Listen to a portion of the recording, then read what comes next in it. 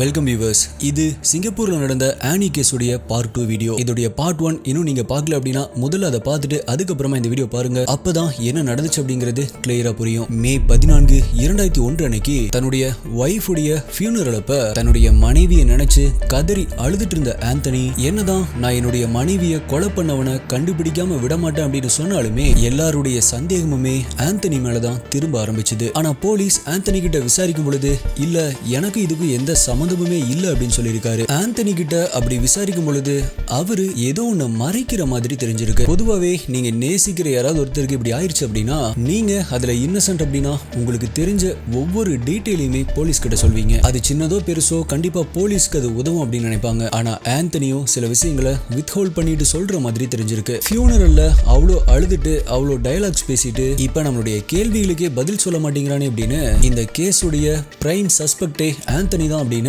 Police ஆந்தனியுடைய வீட்டை search பண்றதுக்காக ஒரு சர்ச் வாரண்ட்டை வாங்குறாங்க. அப்படி ஆந்தனியுடைய வீட்டை சர்ச் பண்ணி பார்க்கும் பொழுது அங்க வீட்டுக்குள்ள நிறைய நியூஸ் பேப்பர்ஸ் அடுக்கி வச்சிருக்கிறத பாக்குறாங்க. அப்பதான் போலீஸ்க்கு ஒரு ஞாபகம் வருது, ஏப்ரல் மாதத்துடைய நியூஸ் பேப்பர்ஸ் அங்க இருக்கு அப்படின்னு பார்க்க ஆரம்பிக்கிறாங்க. அப்படி ஏப்ரல் 23ஆம் தேதியுடைய நியூஸ் பேப்பர்ஸ் இருக்கு அப்படின்னு செக் பண்ணும் பொழுது அது அங்க இருந்திருக்கு. அப்படி அந்த நியூஸ் பேப்பரை எடுத்து பார்க்கும் பொழுது அதோடைய ஃப்ரண்ட் பேஜ் மட்டும் இல்லாம இருந்திருக்கு. எஸ், இந்த மிஸ்ஸிங் ஃப்ரண்ட் பேஜ் தான் பார்ட் 1ல கிரைம் சீன்ல கிடைச்ச அந்த நியூஸ் பேப்பர். இப்ப போலீஸ் இந்த நியூஸ் பேப்பரை பத்தி விசாரிக்கும் பொழுது இல்ல எனக்கு எதுவுமே தெரியாது அப்படின்னு சொல்லியிருக்கான் ஆந்தனி. ஆனா ஃபாரன்சிக் இன்வெஸ்டிகேட்டர்ஸ் ஆந்தனியுடைய கம்ப்யூட்டரை செக் பண்ணி பார்க்கும் பொழுது ரொம்பவே ஷாக்கிங்கான ஒரு விஷயத்தை பாக்குறாங்க. ஆந்தனியுடைய கம்ப்யூட்டர்ல ரீசெண்டா டெலீட் பண்ணியிருக்கிற ஃபைல்ஸை பார்க்கும் பொழுது 4-5 சின்ன டீனேஜ் பசங்க கூட அவன் பேசிட்டு இருந்திருக்கான் அப்படிங்கறத பாக்குறாங்க. ஆனி கொலை செய்யப்பட்டு 4 நாட்கள் கழிச்சு இப்போ போலீஸ் 2 டீனேஜ் பசங்களை விசாரிக்கிறதுக்காக கூட்டிட்டு வராங்க. நம்ம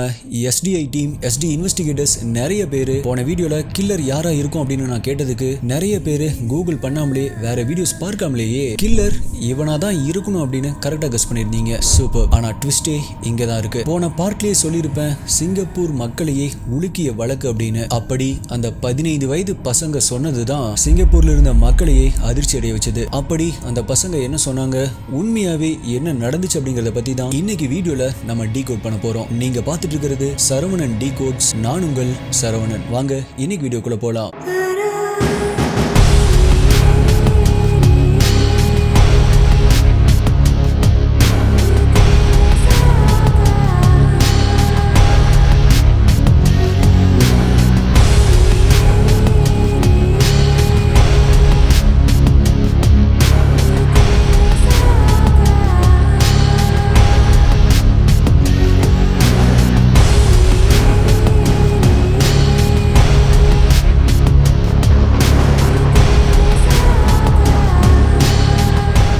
இந்த வீடியோல நான் சொல்ற யூடியூப்ல காமிக்க முடியாத இமேஜஸ் மற்றும் வீடியோஸ் எல்லாமே நம்மளுடைய அபிஷியல் டெலிகிராம் குரூப்ல தான் அப்டேட் பண்ணுவேன். யூடியூப்ல கரெக்டா நோட்டிபிகேஷன் வராதவங்களுக்குமே அங்க இன்ஸ்டன்டா அப்டேட் வந்துடும். நம்மளுடைய அபிஷியல் டெலிகிராம் குரூப்புடைய லிங்கை டிஸ்கிரிப்ஷன் மற்றும் பின்னாடி கமெண்ட்ல கொடுத்துருக்கேன். அதுல ஜாயின் பண்ணி செக் பண்ணி பாருங்க.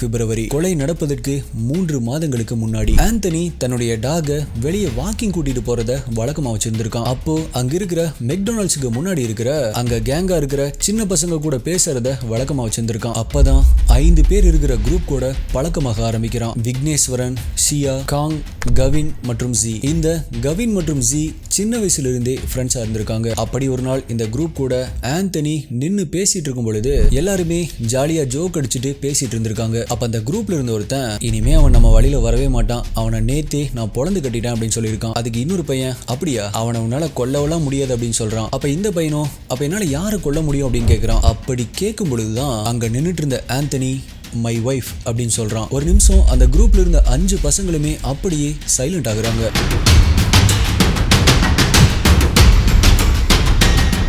அதுக்கப்புறமா அந்த குரூப்ல இருந்த கவின் சிரிச்சுட்டு நான் சும்மா எல்லாம் கொள்ள மாட்டேன், பணம் வேணும் அப்படின்னு ஜோக் பண்ணிருக்கான். அப்ப ஆந்தனியோ ஓகே நீங்க எல்லாருமே எவ்வளவு கொடுத்தா கொலை பண்ணுவீங்க அப்படின்னு ஒவ்வொருத்தரா சொல்லுங்க அப்படின்னு அவங்களுடைய பிரைஸ சொல்லியிருக்கான். அந்த குரூப்லயே சின்ன பையனான 15 வயதான ஜி என்ன சொல்லியிருக்கான் அப்படின்னா $10 லட்சம் கொடுத்தா கொல்லுவேன் அப்படின்னு சொல்லியிருக்கான். அவனுடைய ஃப்ரெண்டான 16 வயதான கவின் $1 லட்சம் போதும் நான் கொலை பண்ணிடுவேன் அப்படின்னு சொல்றான். ஷியா மற்றும் ஹாங் $100 கொடுத்தாவே நாங்க கொலை பண்றோம் அப்படின்னு சொல்லியிருக்காங்க. இப்ப ஆந்தனி கவின் சொன்ன பிரைஸ அக்செப்ட் பண்றான். நான் $1 லட்சம் கண்டிப்பா தர்றேன், என்னுடைய வைஃப் என்னுடைய குழந்தைய பாக்குறதுக்கே அனுமதிக்க மாட்டேங்கிறா, என்னுடைய வைஃபை நீ கொலை பண்ணிரு, இல்ல அப்படின்னா உங்க 5 பேர்ல எவனுக்கு தைரியம் இருக்கோ எவனுக்கு தில் இருக்கோ நீங்க அதை பண்ணுங்க, அப்படி பண்றவங்களுக்கு நான் $1 லட்சம் தர்றேன் அப்படின்னு சொல்லியிருக்கான். அப்போ அங்கிருந்த எல்லா பசங்களுமே ஆந்தனி சும்மா ஜோக் அடிச்சுட்டு தான் இருக்கான் அப்படின்னு நினைச்சிட்டு இருந்தாங்க.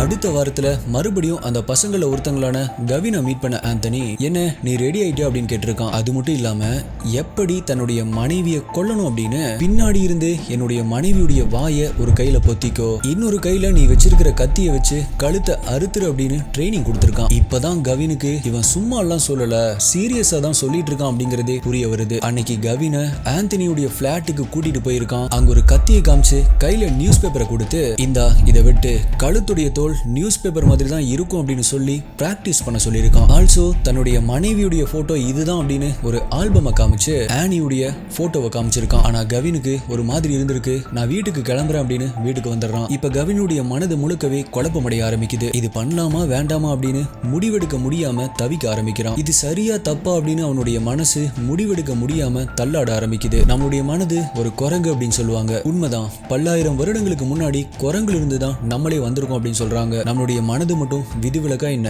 எல்லாத்துக்குமே இந்த மாதிரியான ஏதோ ஒரு வெவ்வேறான சூழ்நிலையில எது தப்பு எது கரெக்ட் அப்படின்னு முடிவெடுக்க முடியாம இருந்திருக்கும். அப்படி குரங்கு மாதிரி தாவிட்டு இருக்கிற நம்மளுடைய மைண்ட எப்படி மேனேஜ் பண்றது அப்படிங்கறதோட ஒரு தியரி தான் தி சிம்ப் அப்படிங்கிற இந்த புக். இந்த ஆடியோ புக்கை குக்கு எஃப்எம்ல அதுவும் தமிழ்ல தான் நான் கேட்டேன். ரொம்பவே சுவாரஸ்யமான பல தகவல்களை இதுல சொல்லியிருக்காங்க. கண்டிப்பா எல்லாருமே கேட்டு தெரிஞ்சுக்க வேண்டிய ஒரு புக் தான். இந்த புக் மட்டும் இல்ல, பல புத்தகங்களை ஆடியோ புக்ஸா புக் சம்மரியா குக்கு எஃப்எம்ல அதுவும் தமிழ்ல கேட்கலாம். தமிழ் மட்டும் இல்ல, ஹிந்தியால் இருக்கிற பல மொழிகள் அவைலபிளா இருக்கு. மாதம் புதிய ஆடியோ புக்ஸா புக் சம்மரியை ஆட் பண்ணிட்டே இருப்பாங்க. நீங்க வாக்கிங் போறப்ப இல்ல பஸ்ல போறப்ப ஒரு ஹெட்போன்ஸை போட்டுட்டு ஒரு பாட்டு கேட்கிற மாதிரி ஒரு புக்கை ஆடியோ ஃபார்மேட்ல கேட்டு முடிக்கலாம். இந்த குக்கு எஃப்எம் உடைய ஒரு வருட சப்ஸ்கிரிப்ஷன் 399 மட்டும்தான். ஆனா இந்த செப்டம்பர் 5ஆம் தேதிக்குள்ள டீச்சர்ஸ் டே ஸ்பெஷலா லேர்ன் 50 அப்படிங்கிற இந்த கூப்பன் கோட் யூஸ் பண்ணீங்க அப்படின்னா 50% டிஸ்கவுண்ட்ல 199ல ஒரு வருடம் கிடையாது, ஒரு வருடம் பிளஸ் 3 மாதங்கள், டோட்டலா 15 மாதங்கள் உங்களுக்கு பிரீமியம் சப்ஸ்கிரிப்ஷன் கிடைக்கும். டிஸ்கிரிப்ஷன்ல லிங்க் மற்றும் கூப்பன் கோட் கொடுத்திருக்கேன், யூஸ் பண்ணிக்கோங்க. இப்போ என்ன பண்றது அப்படின்னு குழப்பம் அடைஞ்சிருந்த கவின் உடனே தன்னுடைய 16 வயது கேர்ள் ஃப்ரெண்டுக்கு கால் பண்ணி நடந்த எல்லா விஷயங்களையுமே சொல்லியிருக்கான். அப்ப அவனுடைய கேர்ள் ஃப்ரெண்டோ வேணா நீ எல்லாம் இதை பண்ணாத அப்படின்னு சொல்லியிருக்காங்க. சோ கவின் தன்னுடைய க்ளோஸ் ஃப்ரெண்டான 15 வயதான ஜி கிட்ட அவனை வார்ன் பண்றதுக்காக கால் பண்ணி இந்த மாதிரி ஆந்தனி நம்ம கிட்ட சொன்னது எல்லாமே ஜோக் கிடையாது, அவன் சொல்றது எல்லாமே உண்மை, அவன் சொல்றான் அப்படின்னு காசுக்காக நீ ஓகே சொல்லிடாத அப்படின்னு வார்ன் பண்ணியிருக்கான்.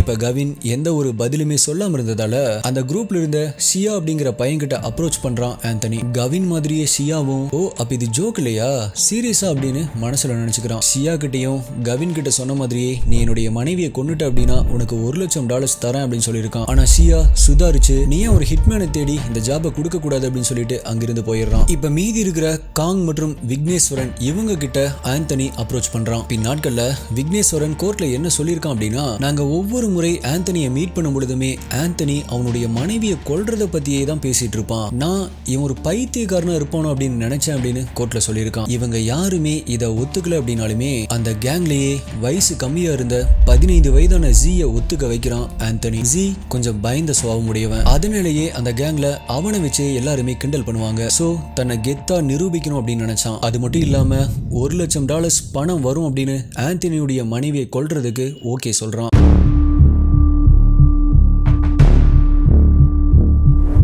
ஆந்தனியுடைய மனைவிய கொலை செய்யறதுக்கு முன்னாடியே 2 அட்டெம்ப்ட் பண்ணிருக்காங்க. அதுல 2001 மே 10ஆம் தேதி அன்னைக்கு ஆந்தனி சொன்ன மாதிரியே அடையாளம் தெரியாம இருக்க ஹெல்மெட்டை போட்டுட்டு அவன் சொன்ன அட்ரஸுக்கு போறான் ஜி. அங்க ஆனியுடைய பிளாட்டுக்கு முன்னாடி போய் வெயிட் பண்ணிட்டு இருக்கான். அப்ப கரெக்டா ஆனியும் வராங்க. ஆனா 15 வயதான ஜி எதற்கும் இவங்க தான் ஆனியா அப்படின்னு கன்ஃபார்ம் பண்றதுக்காக அடையாளம் கேட்கறதுக்காக ஆந்தனிக்கு கால் பண்ணிருக்கான். ஆந்தனி அடையாளம் சொல்றான், அங்க வந்துட்டு இருக்கிறது ஆனி தான். ஆனா ஜி ஆனிய கொலை பண்றதுக்கு அட்டம் பண்றதுக்குள்ள ஆனி வீட்டுக்குள்ள போயிடுறாங்க. மறுபடியும் கொஞ்ச நேரம் கழிச்சு தன்னுடைய குழந்தையோட ஆனி வெளியே வராங்க. ஆனா இப்ப குழந்தைய பார்த்த உடனே ஜி இத பண்ண முடியாது அப்படின்னு அங்கிருந்து வந்துடுறான். இப்ப 2வது முறையா அடுத்த நாள் மே 11ஆம் தேதி மறுபடியுமே அங்க போறான். அப்ப பிளே கிரவுண்ட்ல ஆனி மற்றும் குழந்தை விளையாடிட்டு இருக்கிறத பார்த்த ஜி, இல்ல ஆனிய என்னால கொலை பண்ண முடியாது, என்னால இத பண்ண முடியாது அப்படின்னு முடிவு பண்ண ஜி ஆந்தனி கிட்ட அதை கால் பண்ணி சொல்றான்.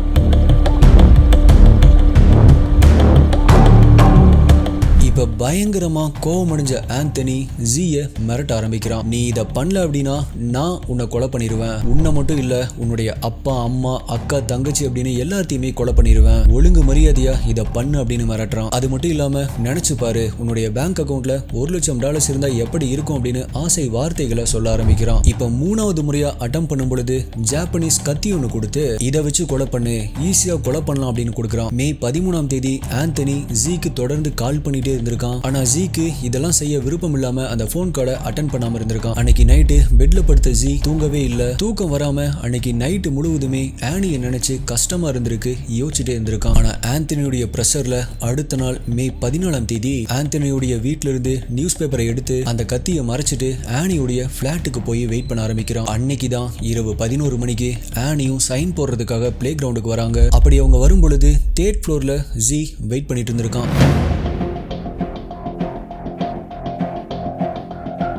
ஆனா கடைசியா அப்பவுமே ஆனி தன்னுடைய குழந்தையோட வந்ததால இல்ல இது என்னால பண்ண முடியாது அப்படின்னு அப்பவுமே ஆந்தனிக்கு கால் பண்ணி சொல்லியிருக்கான் ஜி. அப்பதான் பிளான் பண்ண ஆந்தனி, என்கிட்ட பெண் இல்ல, குழந்தைய நான் வச்சுக்கிறேன், நீ போய் பெண் எடுத்துட்டு வா அப்படின்னு ஆனியை மட்டும் தனியா அனுப்பி வைக்கிறான். அப்படி ஆனி போன உடனே உடனடியா ஜிக்கு கால் பண்ணி ஆனி இப்ப தனியா தான் வர்றா அப்படின்னு சொல்லி கொலை பண்ண சொல்லி மிரட்டி இருக்கான். கரெக்டா அப்பதான் ஆனி 4வது ஃப்ளோருடைய எலிவேட்டருடைய கதவு ஓபன் ஆகி வெளியே வராங்க. ஜி ஆனிக்கு பின்னாடி வந்து ஆனியுடைய வாயை பொத்திட்டு அவங்களுடைய கழுத்தை அறுத்துட்டு உடனடியா அங்கிருந்த படிக்கட்டுகள் வழியா தப்பிச்சு வெளியே வர்றான். அங்கிருந்து ஒரு பஸ்ஸை பிடிச்சு தப்பிச்சு அவனுடைய வீட்டுக்கு போறான். அன்னைக்கு நாள் தன்னுடைய நண்பனான கவினை மீட் பண்ண ஜி, நான் ஃபைனலா ஆனிய கொலை பண்ணிட்டேன் அப்படின்னு சொல்லியிருக்கான். இது எல்லாத்தையுமே கோர்ட்ல ஜட்ஜு முன்னாடி அழுதுட்டே சொல்லியிருக்கான் ஜி. ஆந்தனி எந்த அளவுக்கு தன்னுடைய ஒய்ஃபை கொல்லணும் அப்படின்னு இருந்திருக்கான் அப்படின்னா, ஆந்தனி நிறைய அஃபேர்ஸ் வச்சிருந்தான் இல்லையா, அதுல ஒரு பொண்ணு பண கஷ்டத்தால நான் சூசைட் பண்ணிக்க போறேன் அப்படின்னு ஆந்தனி கிட்ட சொல்லியிருக்கு. அதற்கு ஆந்தனி இல்ல அப்படிலாம் பண்ண வேண்டாம் அப்படின்னு சொல்லி காப்பாத்தாம,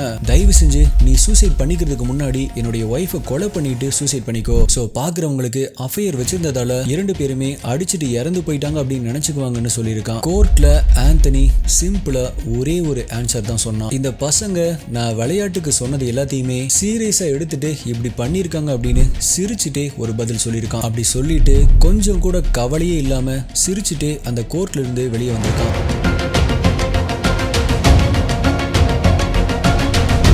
டிசம்பர் 5, 2001 அன்னைக்கு ஆனி கொலை செய்யப்பட்டு 7 மாதங்கள் கழிச்சு ஆந்தனிக்கு டெத் சென்டென்ஸ் வழங்கப்படுது. ஆனா கடைசி வரைக்குமே எனக்கும் இதுக்கும் எந்த சம்பந்தமுமே இல்ல அப்படின்னு தான் சொல்லிட்டு இருந்திருக்கான் ஆந்தனி. தன்னுடைய டெத் சென்டென்ஸை எதிர்த்து அப்பீல் பண்றான். ஆனா அது எல்லாமே ரிஜெக்ட் செய்யப்படுது. 2020 டிசம்பர் 13 அன்னைக்கு தூக்குல போடப்படுறான் ஆந்தனி. 15 வயதான ஜிக்கு ஆயுள் தண்டனை வழங்கப்படுது. ஆந்தனி தான் இதுக்கு முழு காரணம், ஜி ஒரு பொம்மை தான் அப்படின்னு நிறைய விவாதம் ஏற்பட்டுச்சு. 18 வருடங்கள் கழிச்சு 2018 டிசம்பர் 16 ஜி ரிலீஸ் செய்யப்பட்டிருக்கான். மேலும் அவனுடைய ஃப்ரெண்ட்ஸான கவின் மற்றும் அந்த குரூப்ல இருந்த வேற யாருக்குமே எந்த ஒரு சார்ஜஸுமே போடப்படல. அட்லீஸ்ட் இந்த பசங்க ஆந்தனி இந்த எண்ணத்தோட தான் சுத்திட்டு இருக்கான் அப்படிங்கறத போலீஸ் கிட்ட இன்ஃபார்ம் பண்ணிருக்கலாம். இல்ல அட்லீஸ்ட் ஆனி கிட்ட இதை இன்ஃபார்ம் பண்ணியிருந்தா கூட இப்போ ஆனி உயிரோடு இருந்திருப்பாங்க.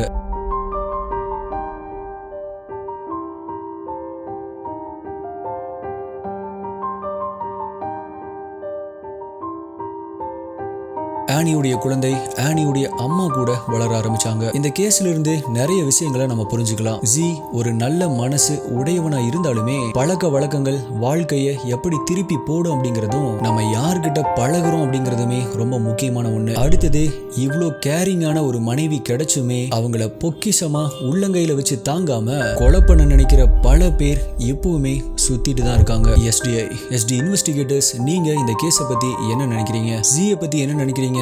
ஆந்தனியை பத்தி என்ன நினைக்கிறீங்க அப்படிங்கறத மறக்காம கீழே கமெண்ட் பண்ணுங்க. உங்களுடைய பெஸ்டான கமெண்ட் அடுத்த வீடியோல வரும். மேலும் இந்த வீடியோல நான் ரெஃபர் பண்ண புக்கை குக்கி எஃப்எம்ல கேளுங்க. லேன் 50 அப்படிங்கிற கூப்பன் கூட இன்னைக்குள்ள யூஸ் பண்ணீங்க அப்படின்னா 15 மாதங்கள் பிரீமியம் சப்ஸ்கிரிப்ஷன் உங்களுக்கு கிடைக்கும். வேற ஒரு வீடியோல மீட் பண்றேன். நன்றி, பாய்.